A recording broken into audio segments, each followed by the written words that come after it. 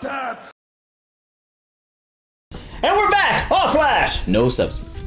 So today's top 5 is the top 5 Robert Downey Jr. movies That aren't Avengers. that are not Avengers. Well, maybe there is, maybe there isn't. But you know what? We see the death of Tony Stark there. Yeah. Spoilers, sorry.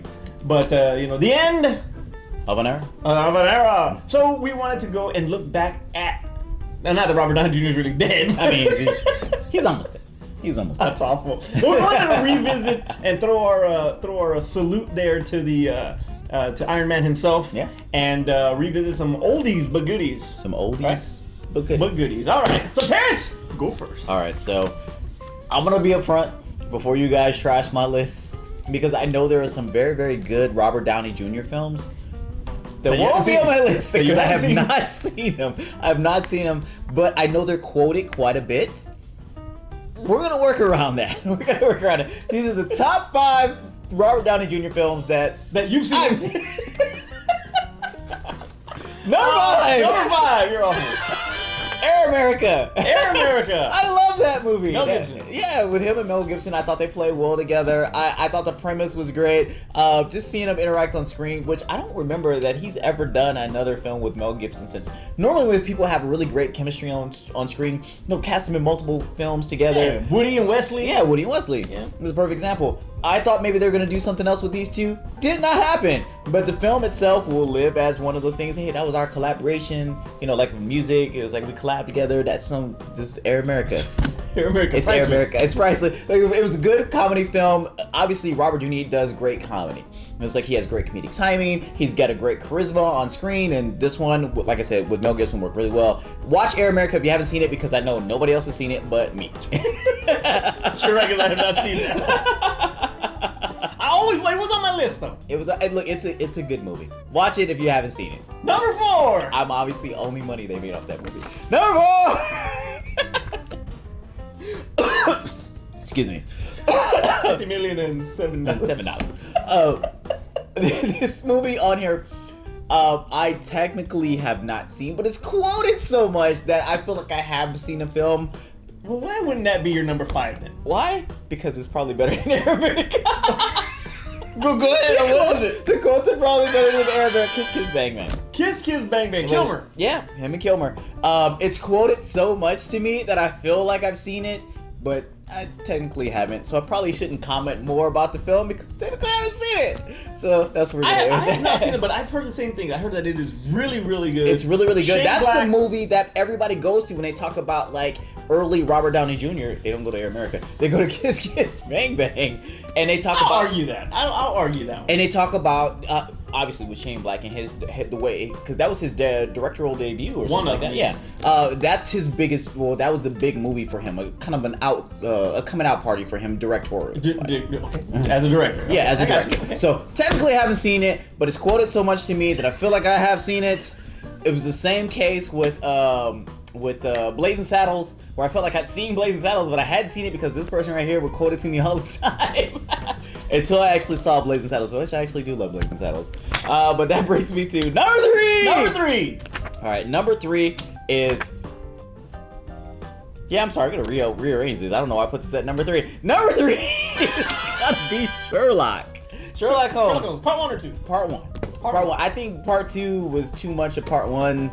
Just when they finally got to Moriarty, and it was like that should have been in the first one. So they just kind of did something they should have done in the first one. But the first one itself, it sold you on a more action-oriented Sherlock Holmes, okay. But still kind of intellectual and thinking and blah blah. And Robert Downey Jr. did a great job doing it. With Jude Law. With Jude Law. Jude Law was Watson. I mean, he played a good second character, but the film was more Robert Downey Jr.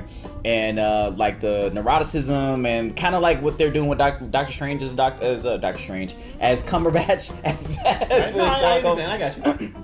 I think that kind of piggybacks. That's actually pretty good. I think that kind of comparison. I think it kind of piggybacks off of what Robert Downey Jr. did without the action because there's no action in the Cumberbatch's Sherlock Holmes. Yeah, Dr. Holmes. But it made Sherlock Strange. It made It made Sherlock Holmes very exciting because if you say, "Hey, let's go watch a Sherlock Holmes film," before Robert Downey Jr. will like wake me up in the 2 hours after my nap. Yeah, exactly. You don't want to watch that. That film was. It's kind of like how they did with Star Trek. How they brought Star Trek to a new generation to make it more exciting. They did that with Sherlock Holmes with Robert Downey Jr. Okay, great. All right, so number two. And my list was organized wrong. So number 2. Tropic Thunder. There you go. Tropic Thunder. I had all types. Because he was playing the dude. The dude disguised as another dude. I love him in his film. I love him. This is the first time blackface is acceptable, by the way. I agree 110% with that. It's so acceptable. Not that my vote counts. It does not. It does not. Well, today it counts because you're on my side. But just the fact that they set him up is that he is a method actor and that he's willing to do all the extra stuff to make sure he is the character that he's portraying on screen. So if he's portraying a black man, he gonna be black. and he legitimately does not break character until the DVD commentary. Oh man. Even in the DVD commentary, he does not break. Robert Downey Jr. is the best, by the way. He is so amazing for that. But he had so many best lines in this film that that's all my quotables from Tropic Thunder. It's all him? It's all him. And the whole doing the mime thing. Alrighty then. Alright, number one! Alright, so this is the obvious choice. It's going to give me Iron Man. Look, this was one of the groundbreaking things for not only Marvel, but for Robert Downey Jr. as his second coming. Because obviously we know he had a bad spot in his life and career to where, like, if he had not done this movie, we would not be talking. We would be doing the top 5 about Robert Downey Jr. But his career would probably be going nowhere. There'd be no Sherlock Holmes. There'd be no Avenger films for the Marvel at all, period, because it would have never taken off. But he wouldn't have done The Judge. He wouldn't have done all the other things that he's kind of transitioned. No, he did Tropic. Oh, yeah, it was after that, right? It was after that. Yeah. Oh, okay. No Tropic Thunder. Yeah. No Tropic Thunder. No Tropic Thunder. But I think this was the movie that saved not only his life, but his career and reinvigorated him with the masses. I agree 100% with that. All right. Perfect choice for Iron Man, by the way. Tony Stark, anyway. Absolutely. My number 5. Number 5 is actually his first Oscar-nominated role, and that was Chaplin. His portrayal of Charlie Chaplin was like career turning in a lot of ways, because when you think back about with Robert Downey Jr., he actually kind of, as far as his roles, not necessarily his life, but his roles were a lot like parallel to how we perceive Keanu Reeves. And he's playing the same character in everywhere. Yeah, well, you know how Keanu Reeves, and we just had the top 5 with Keanu Reeves, and he was, you know, the surfer, the punk, the you know, that he was playing that kind of. He was kind of like he was kind of like the douchebag character. Something like that. Yeah. Well, Robert Downey Jr. was similar, you know, from his roles. Oh, I meant like Robert Downey Jr. was playing. Oh yeah, he was playing those douchey roles, exactly. So Chaplin was a complete career turn. He actually showed some range. Now there were some other films that he actually did in the '80s that were really good too, and he showed a little bit as far as the drama and those real hard feelings, and I'll get to one of those in my honorable mentions. Okay. But Chaplin was, I think, when he really started getting serious about his craft and actually becoming something more of an A-lister and a little bit more serious as far as his acting with a solid range. His portrayal of Charlie Chaplin was awesome. Yep. Gotta give him I haven't seen number him, 5. Yes. I've seen the pictures of him. He make me believe, like, the makeup and everything made me believe that he was Charlie Chaplin. Number 4. Number 4 is Chances Are. Chances Are I haven't seen it. Sorry. I freaking love that movie. He actually plays a reincarnated version of a dead lawyer. Why was he not in Body Swaps? He was not. I think he was in my honorable mentions. Oh, okay. I think, I don't remember, but either way, watch that video if you haven't seen it. Chances are he plays a great freaking Shooter McGavin. Christopher McDonald actually plays the lawyer. He gets killed and he comes back as Robert Downey Jr. Oh, really? Who's actually in love with Sybil Shepherd, which I don't blame him. Who isn't? Back in the moonlighting days. I mean, it's a stretch.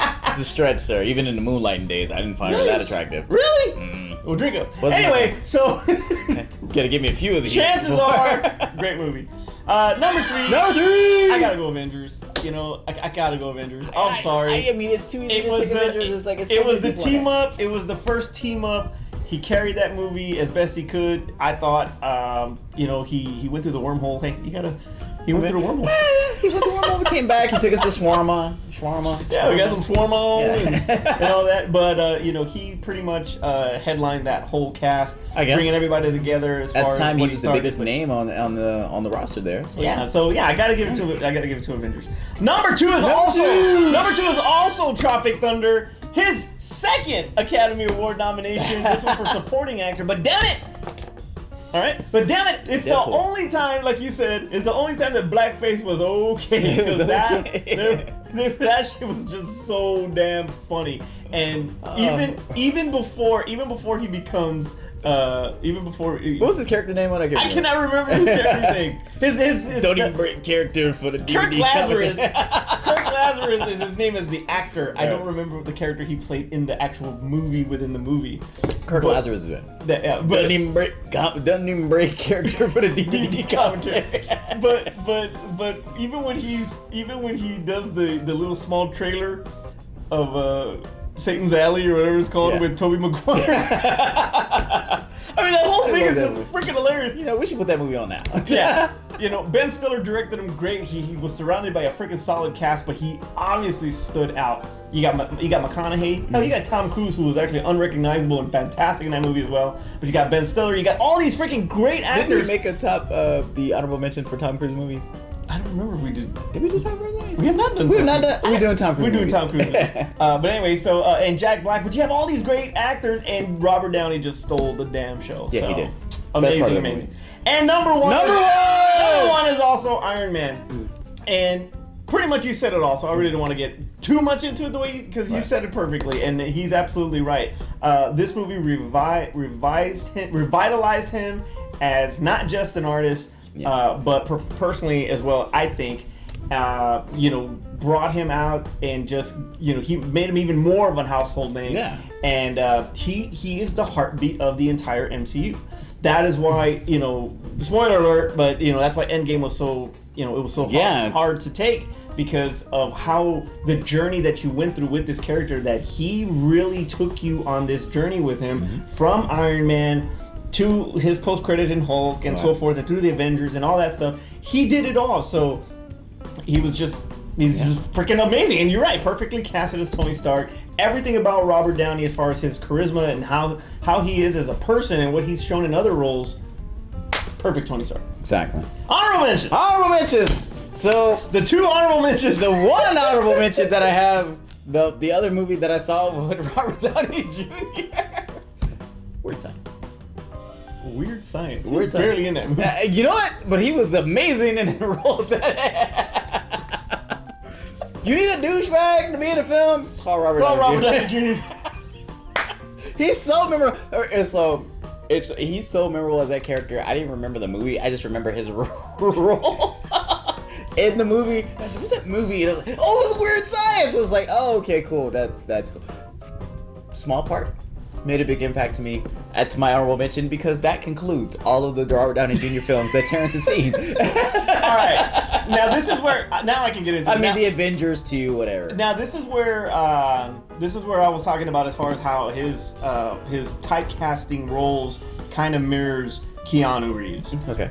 When you have roles like Weird Science? Like Weird Science. Okay. And then you have roles like Back to School, which is one of my favorites, his honorable mention also. He had the punkish type of goofball sidekick friend, the comedic relief, that kind of thing. He was the 90s... Keanu Reeves. No, he was the 80s Keanu Reeves, and then Keanu Reeves was the 90s Keanu Reeves. Okay, he is the... Keanu Reeves. Who was the guy who was the best friend in Bachelor Party? Adrian Zmed. Yes, that's who he was. That's who he was. He was the hot chick from T.J. Hooker, Adrian Zmed. That's why I always looked at him. It's like he was that type of character. But he was that type of actor. You look at Weird Science, you look at Back to School, and then it takes you to a movie that really kind of like, I saw Robert Downey Jr. in a whole different way, and that was Less Than Zero. Okay. And Less Than Zero, it's with him, Andrew McCarthy, and Jamie Gertz, but he is pretty much out of control in this movie, drug-fueled, and his performance in that movie is just ridiculous. Like, you could see the potential in that in what he did in Less Than Zero that was going to pretty much launch him at some point. I mean, to a freaking Oscar nomination. So, if you get a chance, check out Less Than Zero. Really freaking good movie. You would think about that cast. Because you got Andrew McCarthy, you know, all the John Hughes and all that stuff. You got Andrew McCarthy, part of the Brat Pack and all that. You would actually think this was kind of like a comedy, but it's not. You're right. So it kind of like took them in a whole different direction as far as where they were gonna, as far as they were getting older, getting away from that whole Brat Pack thing. Right. So yeah, Less Than Zero was absolutely awesome. Heart and Souls was great. Never seen. With him and Charles Grodin, Alfred Woodard. Great movie. You gotta check that out. Elizabeth Shue's in it. Yeah, Back to School, Weird Science. Bowfinger. I have not seen Bowfinger because that was Eddie in it, and you ain't seen it. It was the tail end of Eddie's movie career where I was like, it's Eddie and Steve Martin. How do you not want to see that movie? Hey, look, this was right on the verge of Haunted Mansion, sir. This was actually after Haunted Mansion. Oh God, I was done. Haunted Mansion was the end. I was like, oh no, we're done, Eddie. He did a movie with Molly Ringwald called The Pickup Artist that I like that movie. I wish I had seen it. So there's two films I wish I had seen: Kiss Kiss Bang Bang and The Pickup Artist. So I have to watch those two coming up soon. I can't remember the pickup line. It was like, you have the face of a Botticelli and the body of a Dago. Something like that. I can't remember. That's too smart. I don't. That's too smart for pickup lines. You can't be giving pickup lines that people need to know artists and stuff like that. Millennials. Anyway, forget it. Anyway, okay. After Millennial Falcon, yeah, he actually said Millennial Falcon today. What the hell's a Millennial Falcon? You get it, kids. It's an entitled kids. You get it. All right. It's an entitled bird. And then of course Due Date. He was just absolutely hilarious in Due Date with Zach Galifianakis. He's trying to get to his pregnant wife, whatever, and he's on this road trip, kind of similar to Planes, Trains, Automobiles, but yeah, damn it, it was freaking hilarious. So never saw it. Give a shout out to Due Date. That was funny. Never saw it. Darius, take us home. Talk about typecast. Zach Galifianakis. I know, he's always goofy. I don't even know what he's the new Jack Black. All right, so this is the first time that you guys watching the channel, or first time that you've actually come across one of our top 5 videos. Make sure you comment your top 5 list below. Hopefully you've seen more Robert Downey Jr. films than I have seen, so please list them down below, and your better top 5 than mine. Also, too, make sure you like, comment, comment, like, subscribe, and click the notification. Tongue-tied today. Notification bell, so that way you're aware of all the other videos that we do that are not Robert Downey Jr. top 5 films that I can do better for you guys. All right. Also, too. Did you get all that? Also, too, if you guys are in San Antonio, or if you're nearby San Antonio, or in the San Antonio area, South Texas area. San Antonio's having a San Antonio Celebrity Fan Fest. June 14th through the 16th. If you guys are in the area, or if you're actually made plans to go to the Celebrity Fan Fest, keep your eye out for your boys. We're gonna be out there. We got a booth and everything. We got a booth. Chocolate Salsa is gonna be in the house, and we just can't wait. It's gonna be a lot of fun. We're gonna hopefully get some good interviews, and we're bringing John Cena with us. We're gonna film. That's right, John. You ready?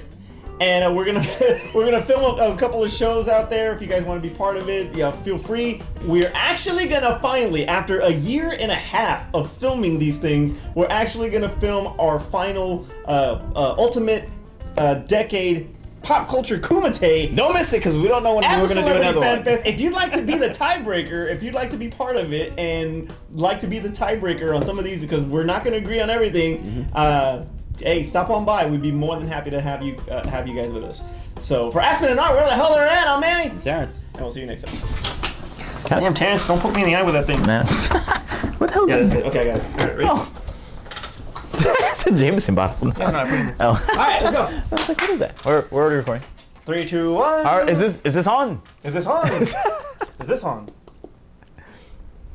We're back.